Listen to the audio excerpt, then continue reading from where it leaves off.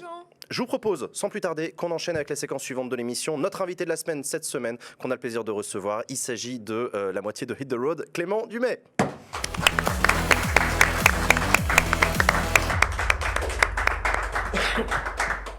Salut mon vieux, comment tu vas ? Très bien, content d'être là, merci de m'accueillir. Merci à toi d'avoir accepté de venir, tout va bien ? Ouais, nickel, très bien. Bon Clément, je le précise, tu es vidéaste sur internet depuis plusieurs années maintenant, tu fais du parcours et de l'exploration urbaine. Exact. Ça fait quand même pas mal de... Ça fait plus combien de temps que tu fais ça ? Oula, ça fait 12-13 ans, un truc comme ça. Ça, t'as commencé il y a un bout de temps, tu fais partie des pionniers, y compris sur YouTube, qui fait ça. Donc c'est d'autant plus cool, ça fait un bout de temps qu'on te connaît. On s'était déjà croisés, toi et moi, parce que t'es aussi fan de jeux vidéo. On avait fait des émissions à la con avec les copains de gaming qu'on embrasse. Tu es également, j'ai vu ça tu es aussi champion du monde en 2019 de chat perché. Ouais, dit comme ça, c'est bizarre, mais c'est le chase tag, c'est le jeu du chat qu'on a tous fait à l'école, mais version professionnelle. Donc c'est des athlètes de parcours, c'est très impressionnant à voir, je vous laisse aller voir sur YouTube. Et à cause de la pandémie, on ne peut pas refaire de championnat du monde. Donc je suis toujours champion du monde en titre. Donc voilà, je flexe un peu sur le plateau. C'est un peu comme Squid Game finalement. Ouais. C'est des adultes qui jouent à des jeux d'enfants. Mais on meurt pas à la fin. Ça fait réfléchir aussi. Ouais, non. Ça se dit chase tag, c'est ça ? Exactement. C'est Chase tag. Ok, d'accord. Tu as aussi participé à Ninja Warrior sur TF1. Aussi, oui. Et voilà, donc tu es spécialisé, je le disais, dans des vidéos d'exploration urbaine et de parcours. Tu as fait ça aux quatre coins du monde, d'ailleurs. Ouais. Récemment, tu es allé à Rio, tu es allé en Europe de l'Est. À Rio, il t'est arrivé une embrouille l'été dernier, tu as été arrêté. Oui, nous, si tu veux, on aime bien de temps en temps faire quelques bêtises, faire des trucs qui ne sont pas vraiment autorisés. Et quand on était au Brésil, il y avait ce fameux Christ Rédempteur à Rio, qui est très beau. Et on voulait faire des photos lever de soleil là-haut en grimpant. Et c'est ce qu'on a fait. Et sur la fin, on s'est fait attraper, malheureusement ou pas, je ne sais pas, mais on s'est fait attraper en tout cas. Et donc, il y a eu des procès en cours. C'est toujours en cours, donc on n'a pas encore sorti les images de ça. Mais c'était le plus beau lever de soleil de toute ma vie. Mais du coup, ils sont venus vous chercher en hélico sur le bras du... Non, on est redescendu. À chaque fois, on explique, c'est la démarche de ce qu'on fait, c'est que on est un petit peu des salopards, mais on est quand même sympa. On explique, voilà, en fait, on essaie de aussi apprendre aux gens que il existe des gens comme nous qui changeons un peu l'ordre établi. On montre qu'il y a d'autres passages, qu'il y a d'autres manières d'explorer la ville. Stylé. Et c'est important, je trouve, de faire de la pédagogie, d'expliquer pourquoi on fait ça et pas juste partir en courant parce qu'on aurait pu. Et dans le Brésil de Bolsonaro, ça passe. Alors on fait des vidéos. Au début, ça passe pas tout de suite, mais en fait, il y a eu les deux réactions. Il y avait forcément, c'est un monument qui est aussi attaché à une religion, donc tu avais des gens qui là-bas, étaient ils déconnent pas. Hein. ah, c'est pas bien, etc. Mais une majorité était plus dans l'idée de déjà la performance physique bien jouée et surtout vous allez faire des images et montrer cette partie de chez nous. Et les gens savent qu'on fait des belles images, qu'on n'est pas là pour dégrader, pour donner une mauvaise image, c'est juste montrer des belles choses, quoi. Et c'est exactement comme la scène d'OSS 117 ou pas du tout ? C'est très ressemblant, mais c'est beaucoup plus fin et plus dangereux. Sur OSS, c'est un peu plus large, mais c'est vrai que c'est pareil. C'est ouf. Il y a Pierre Lot dans le chat qui a dit le champion du monde de chat qui se fait attraper, ça la fout mal. C'est vrai, c'est vrai. Mais du coup, quand les policiers vous arrêtent, ils sont vénères ou ils sont un peu admiratifs quand même aussi ? Est-ce qu'ils ont peur de vous aussi parce que vous êtes costaud ? Ça dépend. Au Brésil, ils étaient armés, costauds, donc c'était plutôt eux qui nous faisaient peur. Ils sont armés, quoi. Mais en France, en fait, de plus en plus maintenant, toutes ces disciplines de parcours, roofing, exploration urbaine, il y a plein de choses qui se mélangent. C'est beaucoup plus répandu, connu. Et en tout cas, à Paris, vu que nous, on est assez connus ici, vu qu'on vient d'ici, c'est vrai que souvent la police nous connaît, savent qu'on a une bonne démarche, qu'on n'est pas là pour taguer, pour abîmer ou quoi que ce soit. Donc les interpellations se passent bien, c'est que tu veux dire. Ouais, souvent, en fait, déjà, dès que tu dis bonjour aux gens, que tu leur expliques et que tu es calme, je pense à l'échange du quotidien où ils sont un peu agressés, quoi. Moi, j'ai vu le truc où vous faites attraper Gare de Lyon, où vous voulez grimper dans le clocher et tout, et en fait, tu vois que le mec qui essaie de vous rattraper, s'il vous plaît, attendez, je voudrais vous dire un truc, parce que vous faites gauler, quoi. Donc vous partez discrètement, et mais en fait, lui, il en chie, il a la voix qui tremble, et vous lui avez fait peur, en fait. Vous avez vraiment fait peur. Il s'est dit qu'est-ce qu'il voulait, c'est ça aussi, c'est que pourquoi on fait de la pédagogie, c'est qu'il faut se mettre aussi à la place des gens qui nous voient. Est-ce que c'est des voleurs ? Est-ce qu'ils veulent casser un truc, faire un attentat pour les plus extrêmes, tu vois ? Et c'est important aussi de rassurer les gens et de dire que non, c'est un sport, il y a une dimension physique, artistique, et que on n'est pas là pour... si personne nous voit et qu'on dérange personne, ça nous arrange. Ah, vous piquez des trucs des fois, non ? Pas du tout, non. On n'a pas de fétichisme d'objets qu'on vole. C'est ça, c'est en fait, tu oui, gardes parce un que souvenir, quoi. de fait, vous violez la loi, Des enfin, images. vous violez les règlements, etc. Vous n'avez pas le droit de le faire, mais tu dis que tu le fais dans une démarche qui peut être expliquée et qui peut atténuer aussi. Je sais pas, vous avez déjà eu des procès, des amendes, des trucs comme ça? Ouais, ça arrive souvent. Je sais pas s'il y a eu des images diffusées en même temps, mais peut-être que dans le chat, il y a des gens qui sont en train de tomber de leur chaise de putain, les mecs qui font des trucs illégaux, on en fait la promotion, c'est sur le service public, c'est inadmissible. Quelle indignité. Et non, bien sûr, c'est interdit, bien sûr, c'est illégal. Mais ce qu'on veut montrer à travers ça, c'est que quand tu as une bonne démarche et que tu veux pas tout péter, en fait, il faut montrer que on reste quand même libre dans le monde où on est. On a encore la chance de pouvoir sortir un peu des chemins qui sont tracés. Et il y a des choses à montrer quand tu le fais dans une bonne démarche. En tout cas, nous, c'est notre idée, c'est qu'il n'y a rien de mal. Ce que je veux dire, c'est que tu t'es pas arrangé dans la même catégorie que d'autres youtubeurs qui eux font des trucs illégaux, comme par exemple inciter à la haine avec des armes à feu et en montrant comment est-ce qu'on bute un mannequin. Oui, bah, non, je fais pas ça. Non, mais voilà.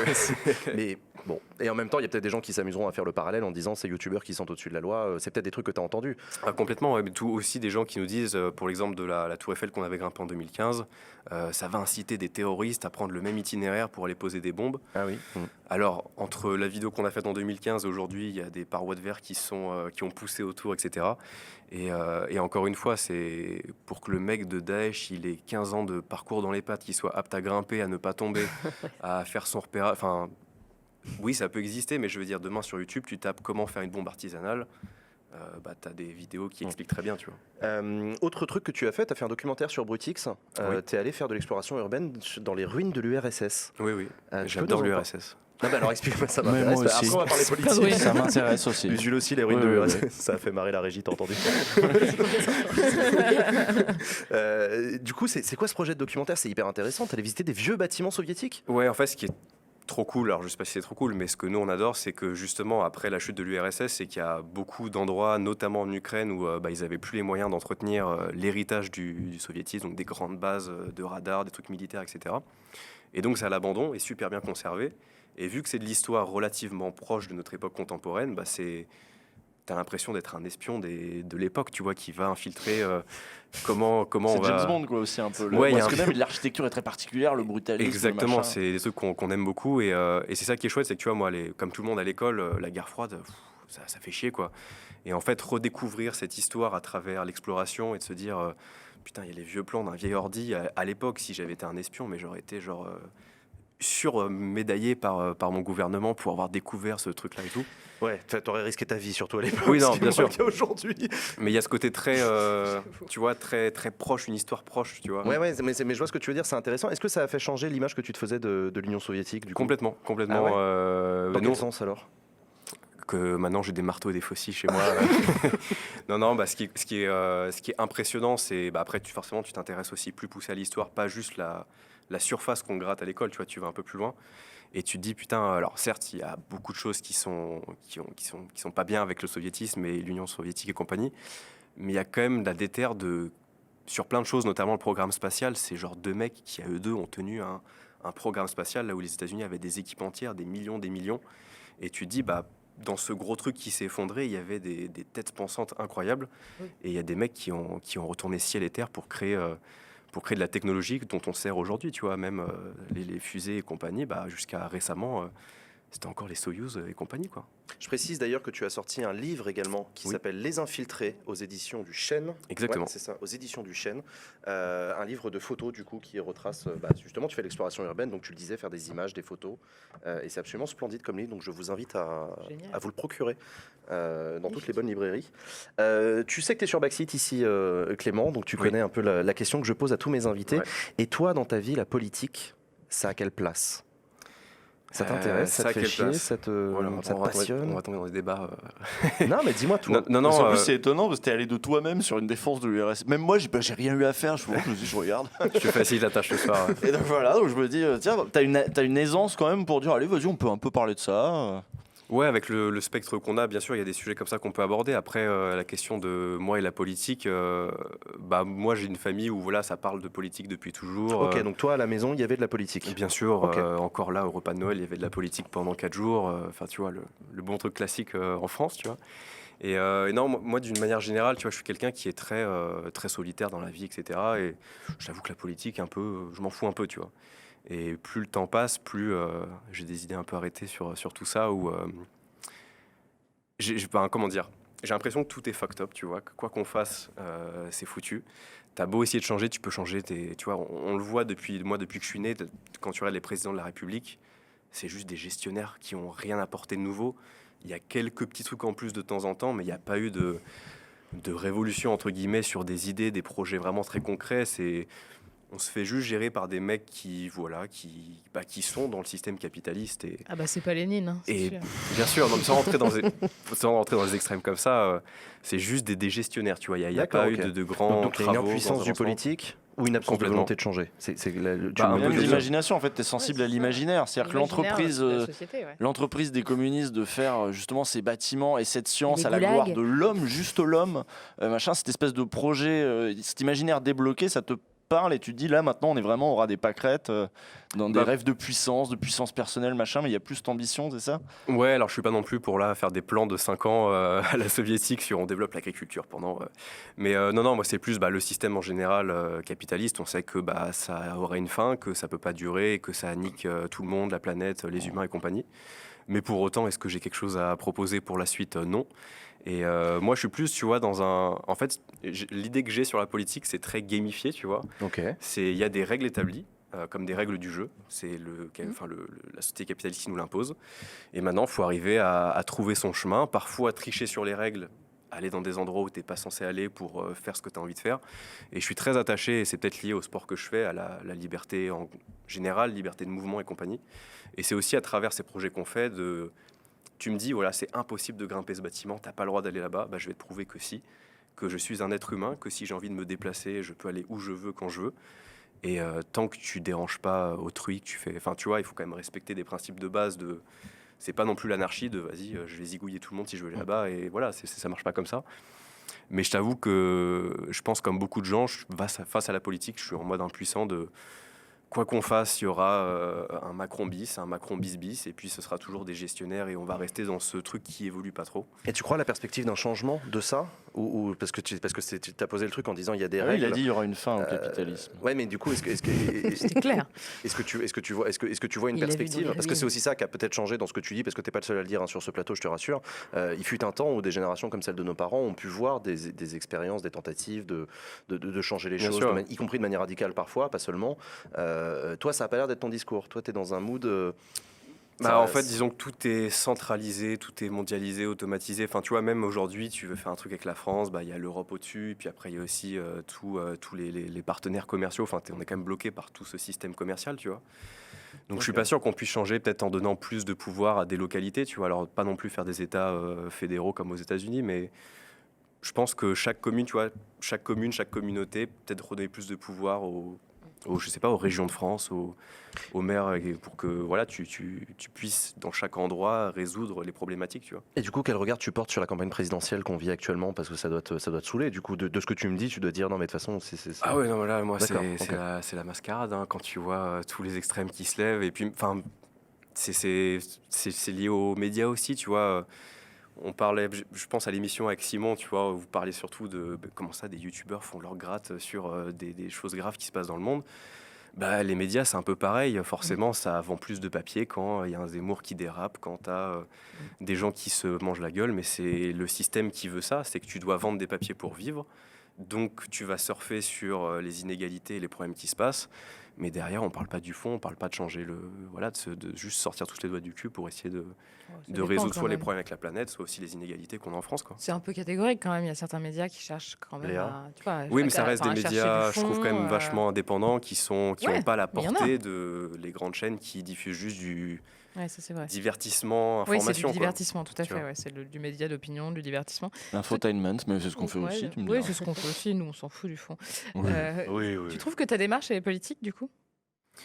Les politiques, moi, je ne considère pas que je fais de la politique en le faisant, mais en tout cas, je sais qu'on pose beaucoup de questions de pourquoi ils font ça, est-ce qu'il y a le droit, etc. Et pour autant, moi, j'adore lire des commentaires sur nos vidéos un truc trivial, hein, mais tu vois, on grimpe des grues. C'est un truc basique qui fait des constructions et tout le monde n'a rien à faire dans la ville. Et je lis des commentaires de « Ah putain, maintenant, à chaque fois que je vois une grue, je regarde s'il n'y a pas un mec au-dessus en train de la grimper et tout. » Et se dire que ce truc moche dont tout le monde se fiche, et les gens se le réapproprient, tu vois, ils le voient, ils le regardent, ok, c'est là et tout. Et montrer aussi que à travers nos disciplines, on peut détourner quelque chose qui n'est pas fait pour, donc du mobilier urbain et ce genre de choses. Ouais. Ça pousse les gens à pas juste marcher de chez eux jusqu'au travail. Oui, c'est une réappropriation de l'espace public, en fait. C'est exactement dans le parcours, dans les cultures urbaines, dans les le look-up, pour le coup, pas rester au niveau des vitrines, mais regarder au-dessus, bien sûr, dire la liberté, elle est peut-être aussi là de... Don't look up. Non, look-up, tu vois, du coup, on reste dans la thématique. La démarche, la démarche est artistique aussi. Moi, j'ai une question, du coup, tu parlais de la révolution, ou en tout cas l'envie de changer, et puis les rapports commerciaux, mais vous financez comment vos projets, du coup, comment ça marche pour spoiler alerte, c'est pas YouTube qui nous rémunère parce que vu que ce qu'on fait est trop dangereux, on est classifié dans les trucs comme le self-harm, enfin les trucs où tu te mets en danger, suicide, etc. Ah ouais. Donc on est démonétisé. Donc YouTube ne vaut pas. Ouais. On est démonétisé, attention, c'est pas genre 0, c'est des pubs moins bien et tu gagnes genre entre 8 et 10 fois moins qu'une vidéo monétisée classique. C'est quoi des pubs moins bien, genre Non mais surtout c'est hyper hypocrite, c'est-à-dire que c'est des vidéos dangereuses et on les interdit, ou il y a vraiment une gradation. En fait, c'est la politique de YouTube, c'est que c'est les annonceurs qui sélectionnent, et il y a des annonceurs qui disent moi je veux pas que mes publicités soient en pré-roll sur des vidéos qui mettent en danger les gens. Donc vous aviez Nicolas Sarkozy avant vos vidéos, vous ou pas? Je crois qu'on l'a pas eu justement grâce à la démonétisation. T'as pas eu Audible, t'as pas eu Dans les tempêtes, la chance. Et donc du coup vous faites comment? Du coup on a des méthodes alternatives comme par exemple les financements participatifs sur les plateformes Utip, Tipeee, ce genre de choses. Donc là on a une grosse réponse de la communauté qui finance du coup tous les mois la rébellion. Et sinon, on est obligé les placements de produits sur YouTube. Alors bien sûr, on va parler de placements un peu basiques, des NordVPN, tout ça, mais au moins ils ne sont pas regardants sur le contenu, donc on peut financer un peu ce qu'on veut. Et c'est globalement ça. Après, on essaie de jongler sur plein de trucs différents, le bouquin, le documentaire, et on essaie aussi de s'ouvrir à d'autres médias que YouTube, quoi. Je reviens sur ton rapport à la politique. Tes parents étaient engagés en politique. Est-ce qu'ils ont réussi à te transmettre l'idée de l'engagement ? J'ai pas l'impression. Non, moi je suis très pessimiste sur l'être humain, tu vois. En fait, je pense qu'on est fucked up quoi qu'il arrive. Okay. Il y a trop de mauvais humains sur Terre qui essaieront forcément de dominer d'autres, de prendre le pouvoir, de se placer. Et même si demain on repart sur un système qui, sur le papier, est carré, propre, pas d'inégalité et tout, je pense que c'est dans la nature humaine, et ça fait partie de la nature humaine, qui est des gens qui aient envie de dominer, de contrôler, D'accord. Donc je suis assez pessimiste là-dessus. C'est le patriarcat, ça t'est déjà arrivé de t'engager sur Internet, de prendre position dans des expressions publiques, personnelles, sur des enjeux, sur le climat, sur le racisme, sur n'importe quoi, des trucs contemporains, ou pas du tout? Là, tout de suite, j'ai pas d'exemple qui me vient en tête, mais en tout cas, ouais, si ça me touche particulièrement... Mais tout comme l'exemple un peu bidon, c'était les gilets jaunes, tu vois, c'était un truc qui arrivait, on n'avait jamais vu ça à Paris, enfin en tout cas moi, de ma génération, des manifestations aussi violentes. Et j'y suis allé pour voir. Et c'était t'as acheté des pavés comme tout le monde. Non, je n'ai rien cassé, rien dégradé. Mais en tout cas, j'avais jamais fait de manifestation de ma vie. Et j'y suis allé par curiosité pour justement ne pas avoir le prisme d'un média qui peut, sans faire exprès aussi, en fonction de ce que tu filmes, t'oriente aussi des choses. Mais aller voir de mes propres yeux, est-ce que ce qu'on dit sur la police est vrai? Est-ce que ce qu'on dit sur les manifestants est vrai? Ouais, t'as eu une vision de l'humanité, cette espèce d'anthropologie pessimiste, de voilà, l'homme est mauvais, etc. Alors que c'est vrai que vos vidéos incarnent plutôt le contraire, à la fois la curiosité, la liberté, le respect, le tout dans le respect, avec une espèce de aussi tournée vers la beauté, l'art, voilà, plutôt des choses, des valeurs assez nobles, etc. Donc il y a peut-être une petite contradiction ici. Est-ce que tu n'as pas l'impression, tu vois, aujourd'hui, les youtubeurs d'extrême droite, il y a une partie d'entre eux qui ont choisi de faire du lifestyle, de rentrer, comme Baptiste Marchais par exemple, de rentrer dans de diffuser des valeurs par des trucs de lifestyle. Alors eux, c'est soulever de la fonte, manger de la viande, voilà, bon, eux, c'est leur truc, c'est fumer des cigares, dire que les meufs, c'est des putes, le tout avec un whisky, tu vois. Okay. Ça, c'est le lifestyle. Et est-ce que tu n'as pas l'impression que, mine de rien, vous diffusez aussi des idées politique, une certaine idée de l'humanité, de ce qu'elle pourrait être, de ce qu'elle est peut-être pas toujours, mais de ce qu'elle pourrait être, à travers justement ces valeurs que vous diffusez dans ces vidéos-là? C'est pas déjà politique? Et deuxième question, est-ce que ça prend dans votre public? Vous avez l'impression que ça a un impact? Oui, forcément, indirectement, les gens qui adorent ce qu'on fait et tout, ils vont s'inspirer. C'est justement ça dans les valeurs qu'on veut transmettre, c'est des bonnes valeurs, j'imagine. Enfin, je suppose que, et j'y crois qu'on a été, mon pote et moi, éduqués avec des bonnes valeurs qui me semblent justes en tout cas. Et c'est ça qu'on essaye c'est ça qu'on essaie de diffuser. C'est bien d'être en bonne santé en faisant du sport, de se dépasser, de se fixer des objectifs. Bon, ça paraît trivial, mais tu vois, c'est une bonne hygiène de vie d'avoir ce genre de truc, d'être curieux, de vouloir se dépasser. Et donc forcément, moi, les gens qui me disent, grâce à toi, je me suis mis au sport, ça me fait super plaisir. Et des gens qui disent, tiens, avec ma copine ce week-end, on allait explorer le truc abandonné d'à côté de chez moi, c'était trop cool. C'est trop cool, ils sont sortis de chez eux, ils sont allés explorer le monde qui les entoure, et ils sont pas restés fixés devant un poste de télé, par exemple, à se faire laver le cerveau, quoi. Ou à regarder tes vidéos. Ouais, carrément, mais tu vois, s'il y a des valeurs positives et tout, après, dans ces youtubeurs dont tu parles, s'ils ont un public et que ça leur plaît, après, voilà, le monde a une facette d'être humain, des gens qui ont des hobbies tous différents, et s'ils y trouvent leur bonheur, tant qu'on leur dit pas, allez, demain, vous sortez dans la rue et vous zigouillez tout le monde, je peux pas leur empêcher, tu vois. Dernière question pour toi, est-ce qu'il y a, t'es pas obligé de me dire lequel ou laquelle, est-ce qu'il y a un candidat ou une candidate à la présidentielle qui te donne de l'espoir? Non. Ok. Mais t'es loin d'être le seul à dire ça. Non, mais vraiment, c'est clair, très très loin d'être le seul. Donc, ok. Merci Clément avec grand d'être plaisir. venu nous parler de tout ça. Ouais, tu vas merci, rester avec nous c'était parce chouette. que là, on va passer au moment que vous préférez. C'est parti pour le quiz à la con.